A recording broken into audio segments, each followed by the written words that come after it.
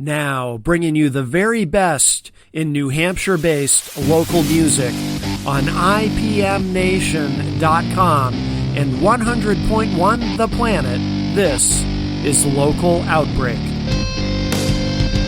World premiere.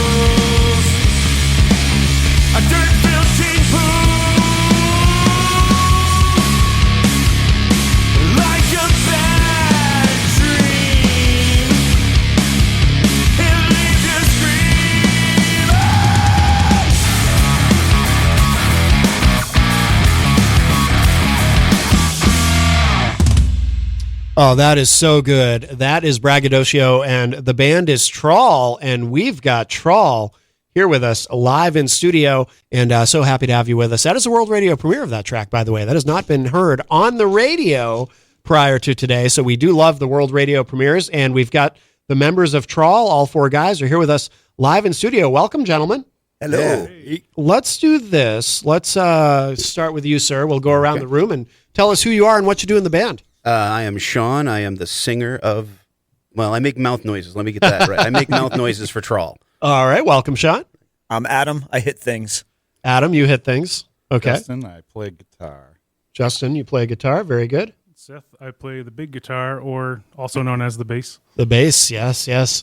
Well, welcome. By the way, I did enjoy, we were talking off air, I really like that bass solo there in Braggadocio. That's really good. Thank That's you really so good. much. That was so fun to do. feel I was every saying- band has to have a bass solo song. Well, actually, a lot of bands would disagree with that, but I'm all for it. Anytime I can sneak one in there, I'm always psyched. Absolutely, Yeah. absolutely, man. And by the way, so I appreciate you guys traveling too. You know, we have a lot of artists on the show from various parts. We just talked to Awaiting Abigail from Texas, of course, and they Skyped in, or what we're using in place of Skype now, because Skype has apparently gone away. But usually, you know, when people are joining us live in studio, they're usually, you know, maybe within an hour max. But you guys drove all the way down from Portland on a rainy Saturday morning, so really appreciate that you're here. Yeah. Absolutely. Our pleasure. And of course, our friend Nathan Hill, he's in the chat room. He was he drove a long way too to get here. He was on the show recently, and so I think he's the one who actually connected us with you guys, who connected Jenny. Yes. But we've been aware of you for a long time. I certainly have. In fact, Jay Bello from Chasing the Devil, he had said something about you guys in the chat room, I think a couple weeks ago, and he might be listening. cool. Hi, Jay. And he said, because I think did they play a show with you? Yeah, we recently? played with them. That was the Last Non-Point summer. show. Yeah, Non-Point last with summer. Chasing the Devils last Last summer. July Yeah. at Wally's. Yeah. Oh, very cool. Great dudes. Love Chasing the Devil. Would love to get, you know, hooked up with them again, because they put on a hell of a show. So Oh, absolutely, absolutely. Yeah, they're incredible, and I've known Jay forever, since back in his Purge DI days. Yeah, long time. But yeah, so I've been. Forgive me, my allergies have been out of control, and then I hope the rain washes away the pollen, but it doesn't seem to work that way. So if I cough a couple times, that's why. I'm sorry. I'm not sick. I'm just it's a rough spring. But yeah, so I've been aware of you guys for a while. I've seen you live. I can't remember where. Might have been a few years ago. Oh yeah. Have you played? A few years ago, we've played a couple of places in Manchester. We've played at Jewel, right up the street. That's where it was. Here. Okay, yeah. I remember played now. Jewel, and then last time we were down here, we played at the Goat. We played with the Goat. Blackstone Cherry. It was a Yeah. little mini run we did for. We had our CD release, and then we played 2 shows back to back with Blackstone Cherry. One was in the Goat down here, and then we went to Wally's in Hampton Beach to, you know, Oh, very cool. finish that out. So Yeah. I remember seeing you guys at Jewel. That's the show I was at, and we were just very impressed. But you've been around for a while, right? TRAWL's been around for at least 5 or 6 years, right? Yeah, we started in about I think June of 2018. So it's been next month will be 7 years for TRAWL. So Okay. yeah, Same lineup, or has that changed over the years? it has changed a little. Yeah. Sean and I have been in the entire time, and we've known Adam and Justin for a very long time, and they've been friends and fellow musicians. And Adam and I were in a band together for a long time, but Justin on guitar came in almost 5 years ago. And then Adam came in 3 years ago. So we've been the same lineup for 3 years, and I really feel like we've, in my opinion, kind of hit our stride with the line. I feel like this is the lineup. Yeah, So, yeah. In terms of your live shows, does any of the early material survive? Has that carried forth? Or? Oh yeah. yeah, we play a lot of, you know, everything that we've written. We pretty much play Okay. kind of in a rotation, depending on, you know, where we are, who we're playing with. We try to cater to the set, you know, who's there. You know, if it's heavier, we might tend to push ourselves a little bit in the heavier direction. But we play pretty much everything. I think there's 2 songs that we just kind of retired based on we wrote them and we liked them, and then it's like, yeah, kind of outgrew it. It's just not. It doesn't hit the way it hit when we wrote it. So. Yeah. I'm always curious because I've been in bands where sometimes if there's a change in members, you know, there's sometimes there might be somebody in the band who's like, that's from before, we shouldn't do that, which I would always fight against, because I was always like, I was in a band called My Life Crisis, which went through a lot of different permutations through the years, and I was always like, well, I know these songs are from an old lineup, but still, you know, these are songs that we made. I mean, we made this music. It's our music. You A know? good song is a good song. Exactly. If it's worth it, then play it. Exactly. And it's heartbreaking to have to retire something just because, you know, like if you've got one guy in the band who's like, I don't want to play that anymore because, you know, that's tied to a previous lineup. And it's like, oh, come on, man. I've done that a few times, and it's like, if the guy who left actually wrote the song, like that was his baby, I can kind of understand it. Yeah.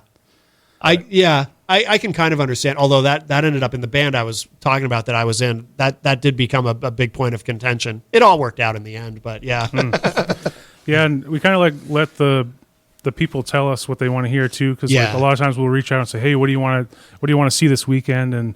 And some of our older songs people want to see live. So we actually close with Carchard on, and it's like it was one of the first songs we ever wrote, and it's literally been our closer for like our entire the entirety run. of the band. Yeah, Really? Yeah. It was the first song we recorded and put out, and honestly, like when we got it going, it was just hey, we got to have something to show what we're doing. Like we are playing shows, but Carchardon was the first one we recorded, and Seth sold like a bunch of comic books to help pay for it and stuff like that. And, Yep. Yeah. Like it was funny because the conversation we had, the song's about a shark from the point of view of a shark. Yeah. And Seth sold a Batman comic book that had Yeah. a shark on the cover Oh, of no it. kidding. And we were Also, laughing about it. It was like Kismet. Batman 251. There it is. Batman fights a shark. Yeah. It's the one with Joker on the cover with the actual playing card. Really? And it's a iconic cover. And I ended up parting ways with it to get the money to go record that song. Yeah. And, but I don't regret it. And I'll buy it back someday. So. Yeah, exactly. There you go. You can always That get was it back the later. First in one we theory. recorded, and it's been our closer ever since, just because we feel like it's just a fun song. It always is a good time. And people, when we first played it, I remember the faces. People were like, okay, they were getting into all the stuff we'd done, and this song came on, and they weren't anticipating what would happen towards the end of it, and they were like, what just occurred was not in my purview of what was going on this entire set. And so it's just been one of those fun surprises. If you've never seen us and you come see us and you hear that song, you're like, what was that? Yeah. That's pretty cool. Is it being a band from Portland, is it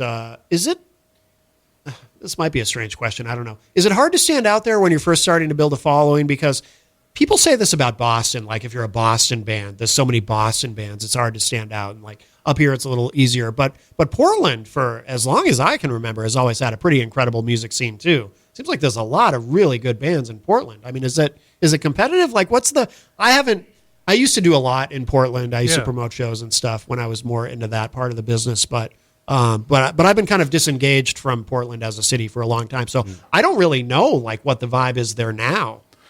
Yeah, I'd say it is tough to stand out. I think it's just about kind of finding your other peers, your other bands that like you fit well with. Yeah. And kind of trying to create critical mass with like 2 or 3 bands that like everyone will come out and see and the audience makes sense, which has been a rotating cast over the years because a lot of bands, fall off and break up and new bands are always popping up. So we're always trying to find new bands to play with that are exciting to us, that we like their sound.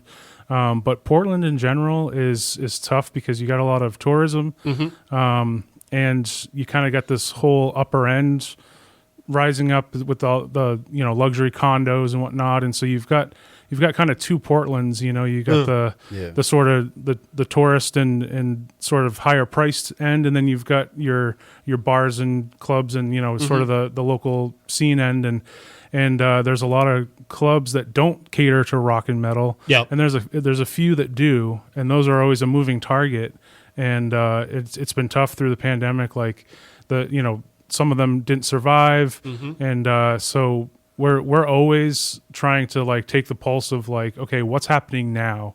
Where should we be playing now? What places should we be looking to play if we haven't yet? And so I think it's literally changes probably every 6 months to a year. Yeah. So it's hard. Like, and I don't think it used to move that quickly. Things seem to stay the same for every couple of years, but now things move so quickly. But yeah, That's interesting. Yeah. I call it the snow globe effect. And I grew up in Mass and played in bands from Boston. Yeah. And it's like every couple of years you just kind of shake up the snow globe and put it back down. And this guy's moved over here and this guy's moved over here. This guy retired and left, but this dude came out of nowhere and now he took his spot. Yeah. So it's still the same core group of people. You've just kind of shaken it up a little bit. Yeah, that makes sense. Are there bands that because it does happen organically, are there other bands in Portland that you play a lot of shows with that you've kind of sort of teamed up with?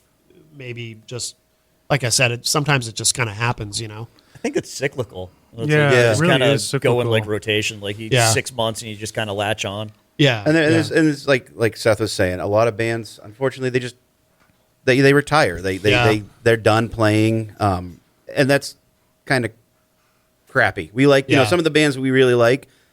They just decided it wasn't in them anymore. They didn't have the drive, so they kind of just laid it to rest. And it's like, well, that stinks. We really liked playing with you guys. And they're like, yeah, well, we got other projects coming out. And it's like, well, let us know. We'd love to connect with you and do it again. And Yeah. it's always a matter of if those people are coming back into the scene or if they did lay it to rest and they're moving on. So Yeah. it's hard. It is very competitive up there, but a big thing for us is we just want to have fun. Yeah. And if you're having fun, you're doing it right. Yep. If you're not having fun, you screwed up somewhere and Yep. you need to fix that. yeah, absolutely. And we also play in New Hampshire quite a lot. Like, Yeah. We've Yeah. actually, I'd say we probably play in New Hampshire half the time. Oh. Like I probably think we're a little more than half the time. yeah. now. We've got often enough where we could like apply for residency and like save some money on taxes or something. But Right. The next two shows are actually in New Hampshire. Oh, they are, yeah. yeah. Yep. Yeah. So So we should mention those, yeah. yeah. Let's see. Friday. So less than 2 weeks away. Friday, May 23rd. We're at the Stone Church in Newmarket. Excellent. And then our next show after that is Sunday, June 22nd. We're playing Seacoast Metal Fest at the Garage at the Governor's Inn in Rochester, Okay. New Hampshire. So those are our next two shows. Okay. And then we're actually playing in Manchester way later this year. It's on the books. It's been floated out there, but not like it's public, but they're not pushing it yet. Yeah. It's Friday, November 7th. At the Shaskeen with Polka Dot Cadaver. Oh, no kidding. Okay. That'll be a cool show. Yeah. I don't know Polka Dot Cadaver, but that's a cool Oh, name. you're missing out. I'm very intrigued just from the name. Yeah. They're a crazy band. They are from kind of in Baltimore slash Maine. They've got members kind of in both places. Oh, wow. But they're Florida. In Florida, yeah. kind of They- derived from the members of Dog Fashion Disco, who were a band from late about 90s, 20, early 25 2000s. years. From Baltimore. Yeah. I Yes. remember them. Yeah, I saw them in Boston. Wow. Yeah. A long All- time ago. Oh my yeah. God. All Yeah. the same guys in both bands. They Really? actually play songs from both. So Yeah. No kidding. we're excited to do. We're doing a 2-show run with them in November this Yeah, year. So we're Todd and excited. Jason are just absolutely amazing dudes to Oh, work wow. with, and we love, hanging out with them and being able to do this. And last year we were gonna play down here, but Yeah. somebody in the band caught the plague, Oh. and we yeah. had to kill off 2 shows just because Still sad Seth about was it. sick, and Yeah. and it happens. And Yeah. honestly, they were really nice and said, "Hey, let's do this again. We don't care. You guys get sick. And Yeah. it was actually, didn't you go down and cover? Yep.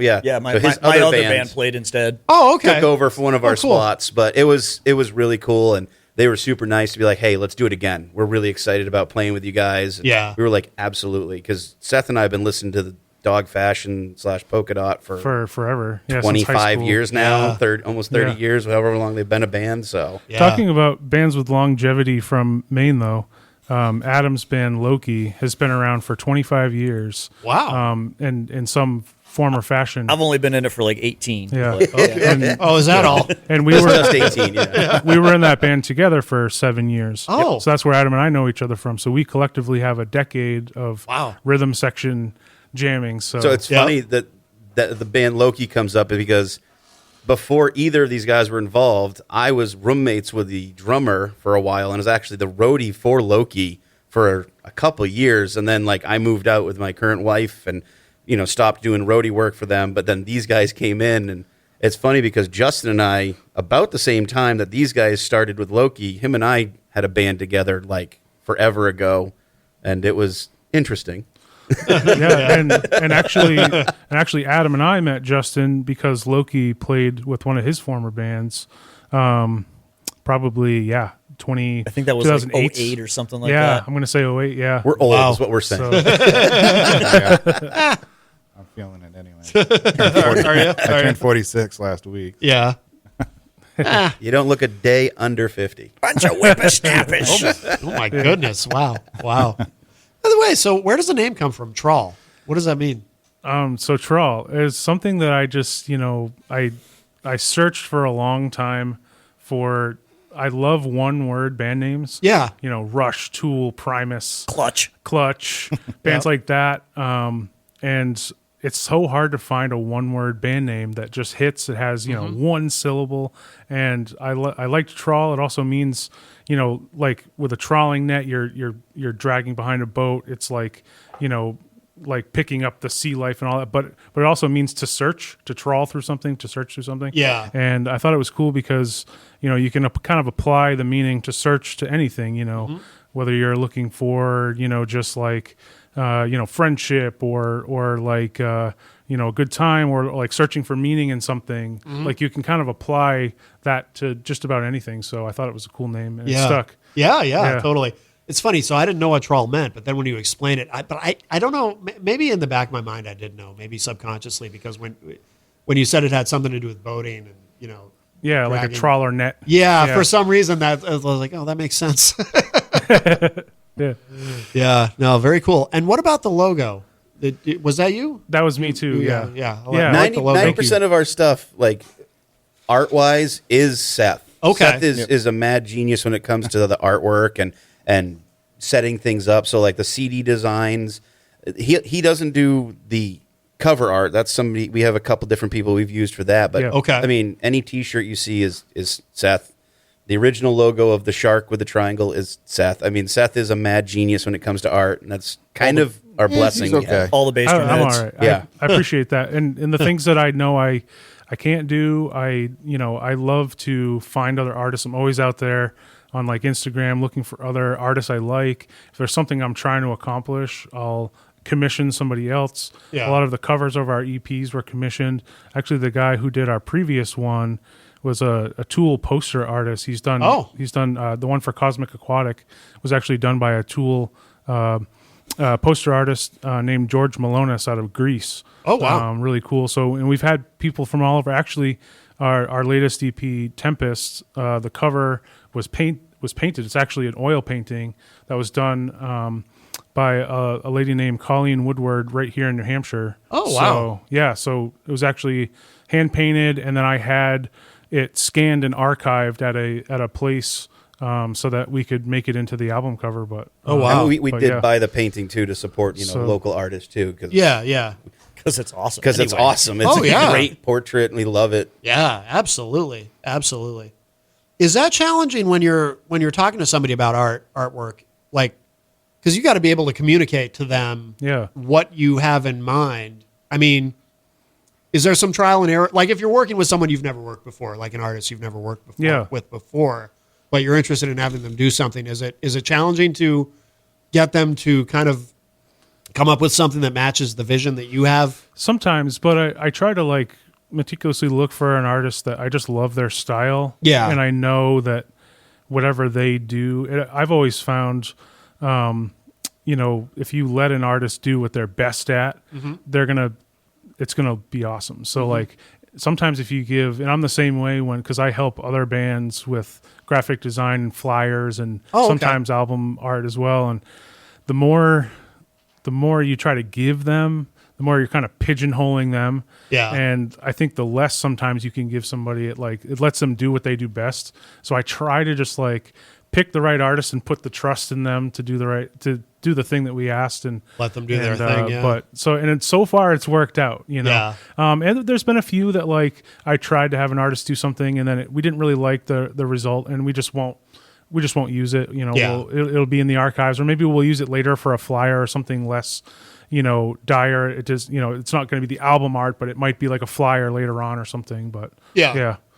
Are you ever surprised, like hopefully pleasantly, but do you ever get into a situation where they come up with something that's totally not what you had in mind, but it's so good that you're like, yeah, let's go with it? Yeah, totally. Actually our album cover for From the Murky Depths, it was our second EP. I actually commissioned an NFT artist because at the time, like right during the pandemic, that NFT movement with art was going crazy. Yeah. And this guy really didn't want to do just regular commission work because they were making way more money putting it out on like OpenSea as an NFT and then selling it for like thousands of dollars. So, but I found this guy. He's from Washington State and he was just like, yeah, okay, I'll try this. And I gave him a bunch of ideas and he came up with this like monstrosity of like a deep sea diver helmet with like all these various sea life, like eels and fish and everything. And it's all like in this one crate. You go out there and look at it, but it's I could have never like given him that as a direction. He just was like, all right, here's your album cover. And I'm like, this is so cool. All right, we're running with it. Yeah. So that's yeah, very sometimes, cool. yeah, it's awesome to be surprised. Yes. Because Yeah. Excellent. And then do you guys all have to, you all have to agree on it, right? Like once you've got the art, like everyone, do you ever have a situation where maybe one of you isn't quite feeling it? Like, I'm not sure. I think we've ever had that. No. Yeah. We're all pretty much on the same boat with a lot of stuff. It's really just a matter of working together. Yeah. And when you do it well, like we've done for 3 straight years now, Yeah. it's almost too easy. We write new songs quickly.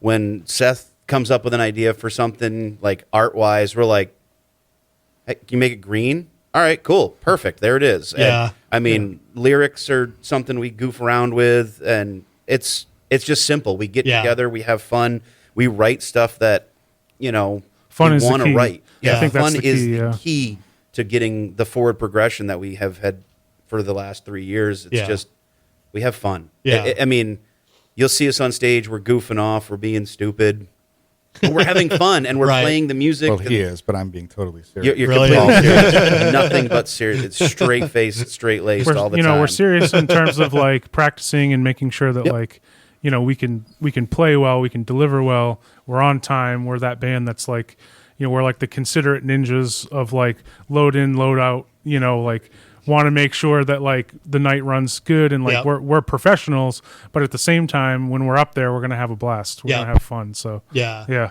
that's really cool. And when it's easy like that, where you're all on the same page and it's nobody's arguing, that's hold on to that because that's great. And tough to do, man. That's when you've really got something, when everyone's moving in the same direction and it's not hard, it's not contentious, it's just Absolutely. no anxiety. That's fantastic. So you guys are definitely on the right track. Speaking of tracks, I think we should play another one. What should we play next? And then we'll talk some more. Why are you always pointing at me? No.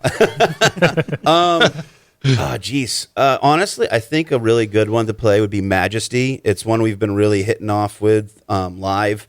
It's a fun track. That's to kind of talk about Tempest real quick. This whole album was a really different direction for us as a band. Braggadocio was a very fun song that we always write fun stuff, and this album happened to be a little bit darker, hence the name Tempest, and the artwork's a little bit darker in color, and the lyrics are all a little bit darker in style. But Majesty is about friends who aren't really friends. They're kind of backstabbing jerks that come back into your life, and they're like, hey, buddy, let's be friends again. It's like, the last time you were around, I lost my cat, my car got stolen, and I somehow was negative $300 in my bank account.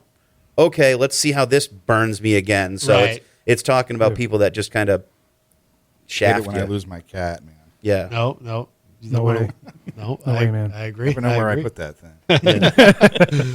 Well, let's give this a spin. If you are just joining us, we've got the members of TRAWL here with us live in studio, and this is called Majesty.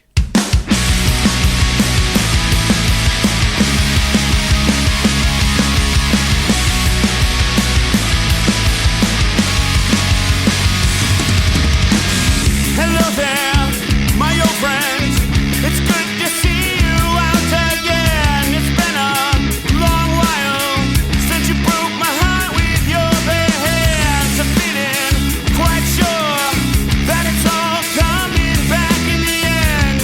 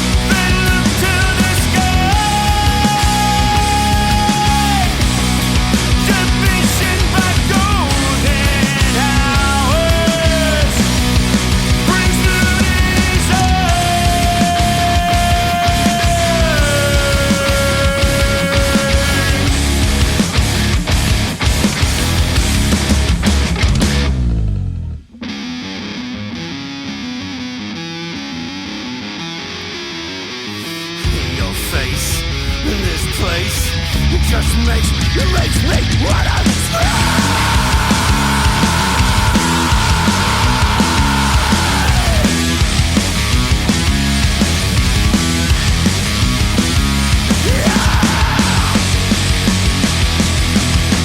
I want to see you burn.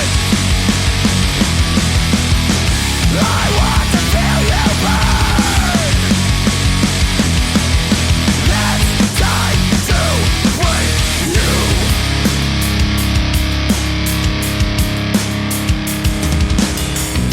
The time has come for this fun to come to its little end. Broken minds, soaked eyes, and a heart that's been filled up with sand. Pages turn, stories die. This chapter is coming to its home. The smile has grown wild. Your mind is fractured in this song. And if you believe in karma, then look to the sky. Division by golden hours brings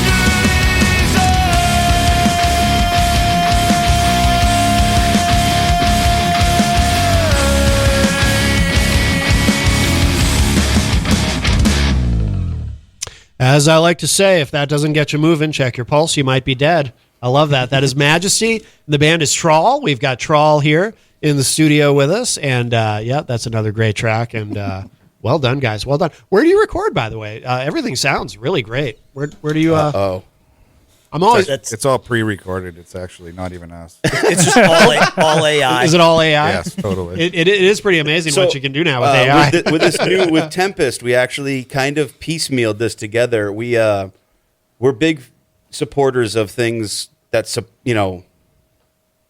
help things. That's Yeah. the whole point of what we're doing, is just try to be positive in this dark world. And Adam actually was able to win from Seth won Seth it. won it. That's right. Yep. No, Adam used it, but we got some studio time at Halo Studios up in Maine. Yeah.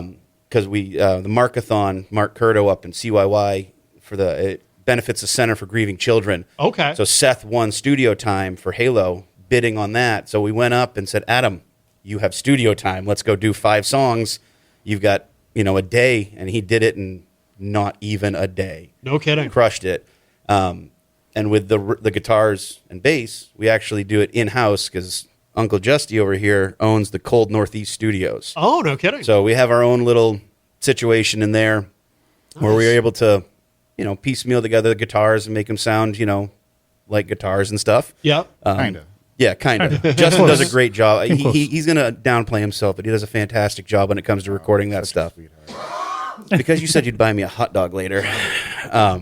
Nice. But then that was all in-house with guitars. And then vocals, we actually worked with John Wyman.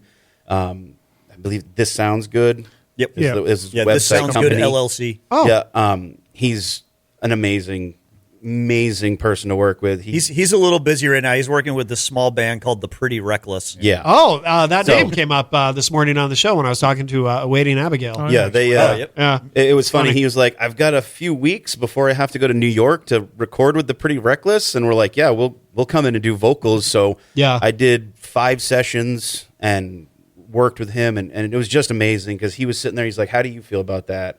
And I didn't realize until after they'd talked about the Wyman effect with the vocals, and it's basically he's going to make you realize you wanted to do something, but it was his idea, and it was perfect because everything he came up with that helped me push past where we'd been before, it's what needed to be there. No And kidding. then, Seth and I have worked with him for years.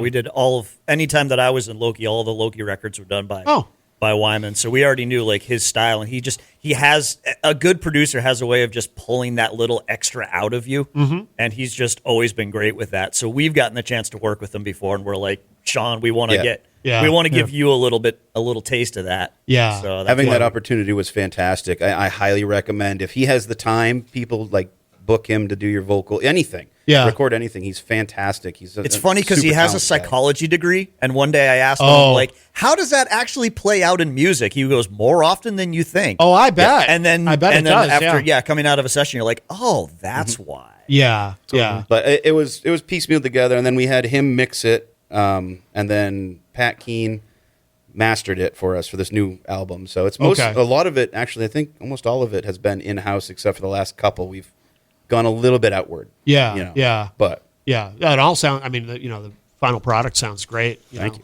Really, really good. Absolutely.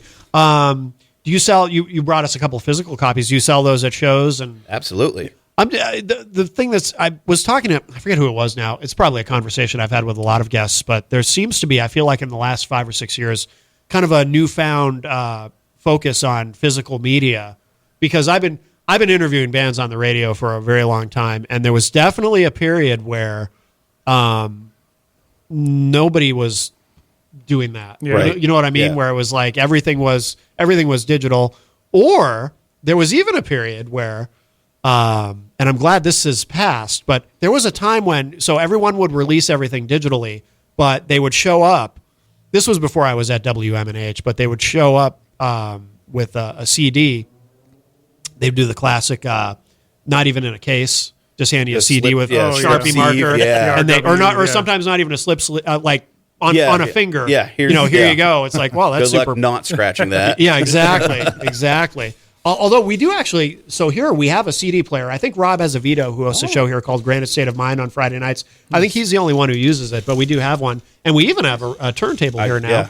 Yeah. One of the guys who hosts the show here brought it in, and he said, whoever wants to use it can. So, so that's pretty cool. But, and vinyl too, like there seems to be a new focus on vinyl. Oh, they're all about the vinyl. Really? Yeah. Well, and so getting a little circumvent there, like a big thing for us has always been physical first, then digital. Yeah. And some friends of ours that do a podcast actually noticed that Data Remember just recently did the exact same thing, where they released all the physical stuff for their album and then said, in a month, you can have the digital. Oh. And they were like, you guys kind of did that first. And it's like, I mean, we like physical stuff. Seth and I are huge into vinyl and collect. Like, I had a huge CD collection up until recently, and I still have one. Yeah, he still has one. I mean, you still use an iPod to hold your music. So wow. But the physical part's always been huge for us because I grew up going to CD and record stores, buying as much CDs as I could. Yep. And then, like, my parents being like, where are you going to keep all this crap? You have, like, 300 CDs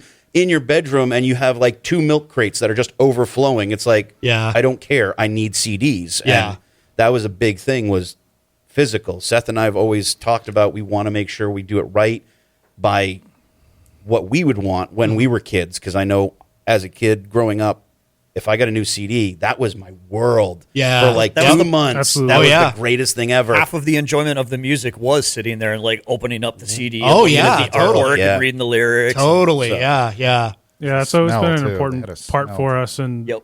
also, got to shout out Bull Moose Music, because Bull Moose has carried all of our EPs. I know that there's one down here, and there's one in Portsmouth. I think there's one in Keene. But yeah, they're there's I think 10 record stores, and they've carried our stuff for the entire time, and it's been huge. We all grew up buying records there, and we have some of us have big vinyl collections as well. And well, okay, you have a big vinyl collection. I have like 30 or 40. You've got way more than me. So I have a little. It's getting vinyl kind of out of collection. control, but so I'm big into the vinyl, but eventually for us, it's a goal, it's a dream. I'd love to press something on vinyl. Yeah. Even if it's kind of like a collected, piece or it's an interesting idea. Yeah. We've played around with the idea for a while now with kind of not even like a greatest hits, just we've done so far 4 EPs, and it's like we could take a couple songs off each of them, and we've played around with like calling it like the Chum Bucket and other things to just kind of make it like this is a vinyl, because Seth's pressed vinyl before with one of his previous vans. And I've never had that opportunity, and it's like, I wouldn't mind my own vinyl. That'd be nice. Oh yeah. It's kind of this ultimate rite of passage, I think, because for the longest period of recorded music industry, vinyl was king, and then you had your CD era in the 90s and early 2000s. But it's just a lot of music, that's the format that it was created to be on. Yep. And nothing sounds better. So than there vinyl. is a kind of a rite of passage to it. We're hoping to get that soon. I say soon, but we're hoping to do that at some point in the near future, as long as Adele and Taylor Swift don't mess that up and buy all the vinyl in the world. Another, the pressing plants. 2 years. Yeah. It's hard to get in the schedule. Just be Jack White sitting in a back room in Nashville. Yes. Oh, guys, it's still good. Very cool. And then, so what's kind of the? This has been out for a little while, right? Or how long has this been out, Tempest? So we released that in October of last year, October 2024. Okay, yeah. Yep. So not too long. So do you have? Are you already planning for the next one, or are you still? We have already started writing. We're writing. Yeah. We've got some fun stuff. We always kind of find ourselves in these situations when we're writing that, what are we listening to and what's kind of driving us into certain directions. And honestly, we got this new song called Autumn in a Car that I can't wait for people to hear it. Yeah. It's really fun. I love the way we've written it and put it together. We have another one that we're working on that's interesting. Yeah. Well, we're working our way around building it properly, and we just had practice past Thursday night, and we kind of pieced together 2 songs that are in the beginning stages that I think they'll definitely end up on the next EP or album. I think writing for us never really stops. Yeah. It's just a perpetual thing, and then at some point we're like, all right, we got enough. Let's fine tune these 5 and stick them out. Yeah. But we can be working on those and still end up coming up with more riffs, and it's like, oh, we'll just save that for the next record. That, right. So the 4 EPs that we have been every year. So 2021 was Shark Pinata, 22 was From the Murky Depths, 23 was Cosmic Aquatic, and then 24 was Tempest. So yeah, I don't know if we'll be able to do the 5th one in this physical year. We'll see. We'll see how quickly the writing goes. I would say maybe Christmas record. But it might be a Christmas album. Christmas song. It might be a very TRAWL Christmas. Who knows? Oh yeah. There you go. A very sharky Christmas. Very sharky Christmas. Yeah. Right. Roasting on an open fire. Well, we should play another one. What do you guys want to play next? We'll hear another studio track here. Cell. We'll hear Cell. Yeah. Yeah, we were talking about this one earlier. What should we know about this before we hear it? Anything? I always thought it was going to be like the radio hit. Really? I thought it was the closest we've come to like a standard format. It's pretty solidly there. It's a little bit less heavy. Yeah. It's a bit less heavy. It is, again, like I said before, the music for this album and lyrical content was a lot darker. So this one is about a lot of people in this world know this. Somebody cheating on you with their cell phone, and you're laying in bed. You just got home from a 15-hour shift, and you lay down, and you're like, "Why are they on their phone? It's 3 a.m. What is going?" And that's the whole thing is somebody using their cell phone to be a dirtbag. To not be a good person, and it stinks. Absolutely. Well, yeah, this will be relatable for a lot of people, no doubt. Well, let's give this a spin. If you are just joining us, we have TRAWL here with us in studio, and this is called Cell.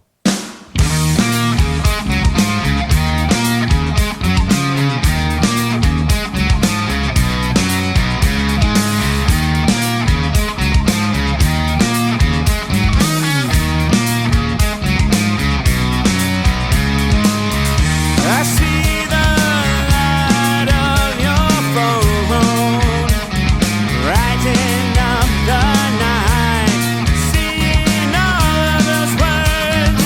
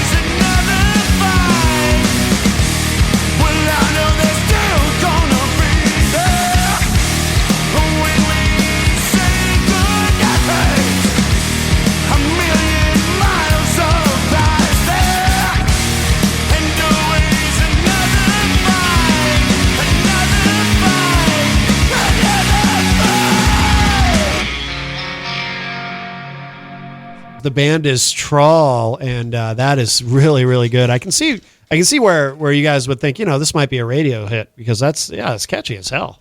Really good. Thank really you very good. much. And relatable, lyrics as we were talking about before. So, It's all that good '90s music we grew up listening to. oh yeah, no doubt, absolutely. So what's next for you guys? Like, what's kind of the short term or the long term Lunch? future? Oh, no. Well, that's right. He owes you a hot dog, right? Yes. Well, longer term. I mean, we're just going to keep grinding away at what we're doing. We're having fun writing music together. We're doing just what we want to do. And it's weird to say that as a band, because we've all been in bands where it's like, okay, just keep working, just work. And it's like, this isn't work anymore. It's fun. We go to practice. We hang out for a bit, talk about crap. And then we write these great songs that we have fun writing and recording. And I think, we've got a really good slew of shows this year set up. This is definitely the year of the shows for us. Definitely, I think it's shaping up to be probably our busiest year ever. Nice. In terms of shows. We were just getting going before the pandemic. We had like one solid year to really play. Yeah. And then from then, it was kind of a gradual, slow climb back to normal. Yeah. Playing shows, but this year is shaping up to, we're taking on a good amount of shows and not necessarily because we've had the honor of doing some bigger stuff. We've opened for some cool national acts and things, but this year it's really been a lot about our own shows. Building our own shows and figuring out kind of our way to be sustainable. No matter if we're playing at a big room or a small room with a killer PA sound system or like barely any sound system, just learning how to be, work together as a team and be super sustainable. And not only that, just focus on having fun. That's the big thing. It's Every fun. show we've played this year, it's just the main priority. Like, yes, there's 4 people here. Just have fun. Yep. Just have fun. Because guess what? 4 people or 4,000 people, if you put on the same show and have fun, everyone will know it and feel it. And we've had shows in recent memory that were like, there is 4 people here. So this is a really fancy practice, but we're just going to still have fun with it. Yeah. Because if I'm not putting my all on the stage, I know people will notice it. Right. And Adam will definitely feed off of my energy, and I feed off of his, and Justin. We all feed off of each other when the songs start going and our sample pad hits and we hear like the intros we use and all the sound effects. Say what again? Yeah, we have. We get into this groove and we can like look at each other, and it's just like this, almost like a crap eating grin where you're just like, we're gonna have fun. Yeah, and it's just you look at each other and then it's like, there it goes. Yep. And again, having fun, it relaxes you when you're on stage. I know we've had shows where we've traveled like 2 hours to get there. Yeah. It's stressful. You're driving for 2 hours and you don't know if anything's going to show up. And then all of a sudden you look out there and you're like, wow, there's a lot of people here. And oh, there's our sound effect. It's rolling. And I look back at Adam and he's just smiling. And then I look at Seth and he's got the same smile on. And Justin just looks at me like, don't fall on my stuff. More like, don't touch me, please. And then we get going and it's fun. Yeah. We have fun. That's it. That's all I can say. No, that's great. That's the key. That's the key, right? What should people know about where to find you guys online, and where's the best place to go? So best place to go, trawlband.com. It's got everything, all of our links to all of our social media. It's a good website, by the way. I'm a much. web design nerd. Awesome. I pay a lot of it. I'm like the guy from Raw, except I critique websites. But no, but it's a good site, because I say that because there's a lot of musicians, as I'm sure you guys know, have terrible websites, and it's like, oh my God, what are you doing? They throw it together. That means a lot. Thank you. Yeah. So that's the best hub to go. We're also on all the sites out there. Everything from like the Spotify and your Apple Music and your Bandcamp, and then we're out there, brick and mortar record stores as well. All of those outlets. So come find us on all the social medias. Yeah, find us. Yep. We love hanging. We love talking with people. We make friends like Nate Dogg. Shout out Nate. Shout out Nate Dogg. But Nate Hill. We love we love interacting with people and just hit us up. We love Yeah. talking to people. If you find our music and you dig it, let us know. We love to hear it because it makes us feel like we did right by going, hey, this was fun to write. And then Yeah. somebody's like, that song's really cool. It's like, okay, we didn't mess this one Right, up. right, yeah. Exactly. likes it. Like, he likes it. Well, listen, I want to thank all four of you for coming in. This has been great. Sean, Adam, Seth, Justin, thank you all. Thank you for having us. thank you. Thank you so much. Absolutely. Thank you for coming all this way, too. That's, it's a little bit of a haul in the rain, so I really appreciate you guys. And we will, of course, close out the segment with, let's see, what can we, SOS. That's the one we have not played yet. Mm-hmm. And what should we know about this one? Anything? There's the deep one. This is the second deep one I'd say on the album. The one track that I think you mentioned you might play later is called Nova. That one's for loss. If you've ever lost anyone, family, friend, pet, it's not meant to be happy. We'll save that for the next time we come down here to talk with you, Matt. Okay. But SOS is written from a very dark place of my own, and it honestly, the one thing I will say about this song is, if you need help, ask for help. Yes. Whether it's mental, financial, religious, it doesn't matter. There are people in this world who will talk to you, who will listen to you, who will help you. Yep. And if you don't ask for help, what are you doing? You're messing yourself up. You're not getting the energy that you need in your life to be a good person, to go further and maybe change somebody else's life. Yes. I know from writing the lyrics to this song, I was in a very bad place, and honestly, I don't remember who it was in the band, but somebody sent me a message, and it just changed. It flipped the switch, and That was me telling you I was going to get you a hot there dog. it is. It was the hot dog talk. Boom, that's all you Nice. needed was a hot Prove dog. everything. But it changed perspective and gave me a new focus to keep my head above ground. And honestly, if it weren't for these guys, these are my best friends. If it weren't for these guys, I wouldn't be here. And this song is my way of saying, if you need help, please, for the love of whoever you pray to, it doesn't matter, ask. Yeah. There are priests, there are psychologists, there's your best friend, there's your mother, your father, your brother, your sister, your dog, your cat, Your bartender. your bearded dragon, or the urn that's on your mantle that is your great-grandmother. Yeah. Talk to somebody, because getting that help can change your entire world. Mm-hmm. And you may end up doing something that changes somebody else's world that keeps them here. And that person, who knows, they could cure cancer. They could be the next president. They could be, who knows. Right. But if you don't ask for help, you're just shooting yourself in the foot, and it's not okay. Yep. So talking is huge, and mental health is a big thing that is still stigmatized negatively. Absolutely. So if Totally. you have, even here, I'll say it right now, if you want to talk to us, we'll listen. Hit Yeah. us up on all our social medias. Send us an email.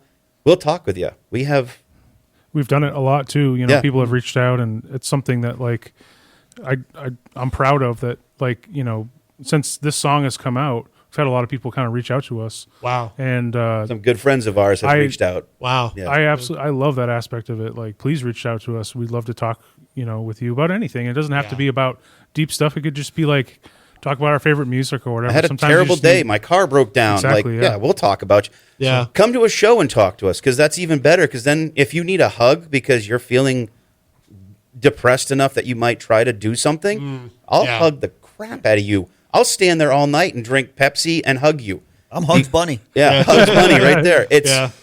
We want people to be here, because not only are you here, but you can make a difference in this world, whether it's positive, negative. You might change the whole perspective of somebody's life Yeah. if you just take 1 second to send a text message, a phone call, an email.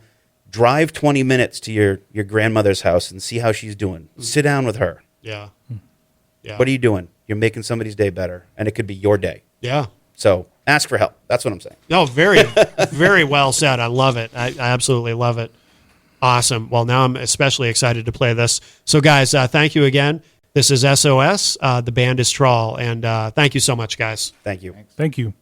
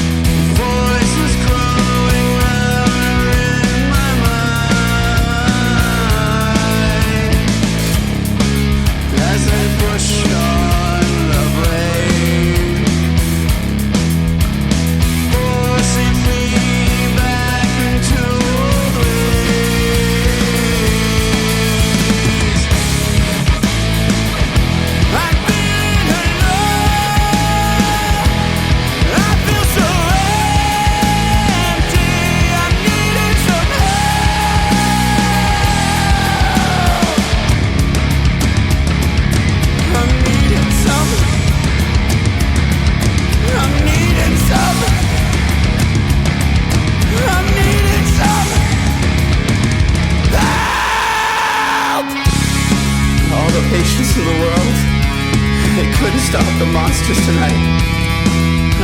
Blasting and burning inside out. Time in the cold helps them win. Why couldn't I ask for help?